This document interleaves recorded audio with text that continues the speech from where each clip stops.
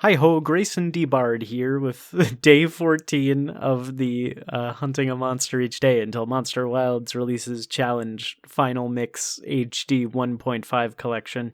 Little Kermit the Frog and Kingdom Hearts action today. I'm just gonna get more and more unhinged with these intros as time goes on. I can feel it. Oh boy, it's been a long day at the time of me recording this, and I'm tired, so be prepared for a ramble to end all rambles. There's no filter here anymore. We're just gonna put a brick on the gas pedal, hit go, and pray there's a cliff in front of me.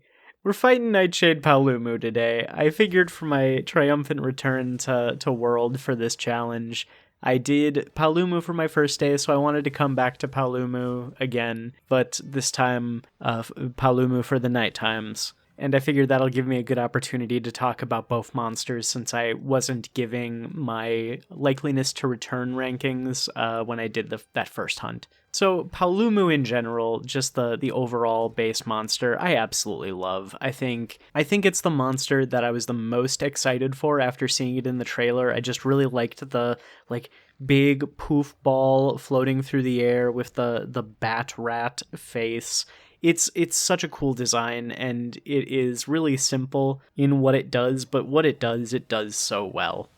And then Nightshade Paolumu, I absolutely love the design of. I think I prefer the look of Nightshade Paolumu, just in terms of color palette. I really like the deep blues and purple and like the dark fur. It is very aesthetically pleasing, and as someone who absolutely loves like purples and dark greens and stuff like that, it is very much my jam.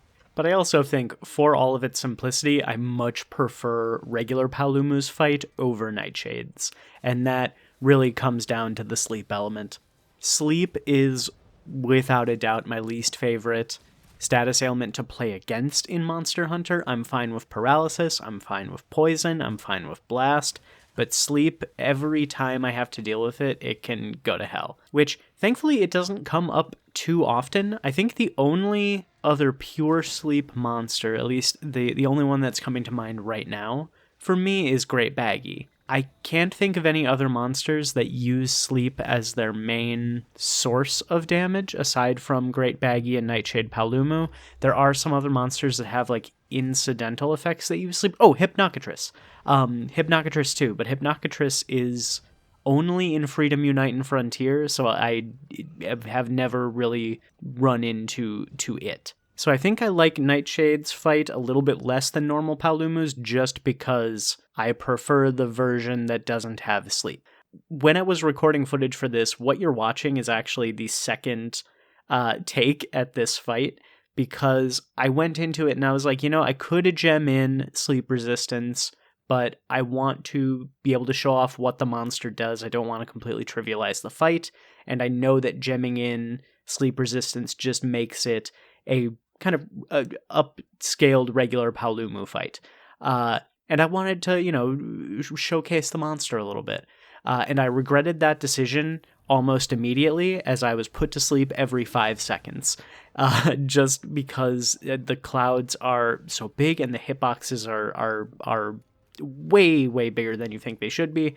And especially if Paolumu runs into the sleep cloud while you are like clutch clawed onto it, you will still get knocked off and fall asleep.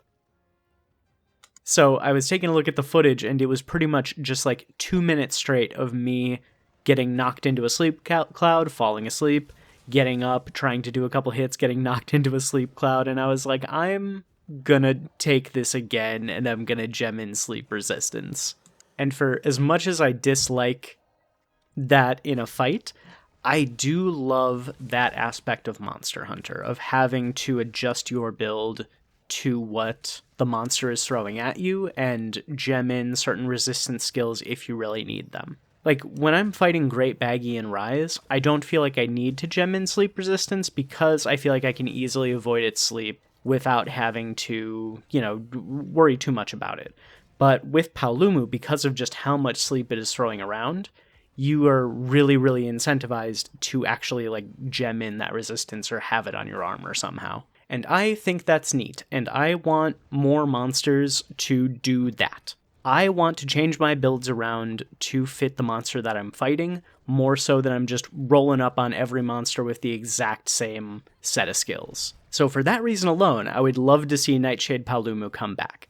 I want to see Palumu come back in general, and I think Palumu actually has a really good shot at coming back. I think any of the monsters that were in World that we didn't see in Rise, I think have a really good chance of coming back in Wilds. So off the top of my head, that's Palumu's, Great Gyros, Odogaron, and Nergigante, I think, are the four main ones. There's probably more that I can't remember. Oh, Great Jagras. I think they all have a really good shot, but I think Palumu, I think they would want to bring Palumu back just because it wasn't as popular as some of the other monsters in World. I think Palumu gets kind of forgotten because you fight it fairly early on, right before you fight Legiana, who is a much more interesting fight and sticks in people's mind a lot more because it's the apex of the Coral Highlands. So I think they are going to want to bring Palumu back just to give it another shot to latch into people's minds. And then if they bring Palumu back, I would also be very, not surprised to see them bring Nightshade back. So I'm going to kind of lump the two together when I do my rating. I am going to give Palumu coming back, I'm going to give it a higher score, but not as high as, a more popular monster. I'm going to say around a 6 or 7 out of 10 to come back in Monster Hunter Wilds.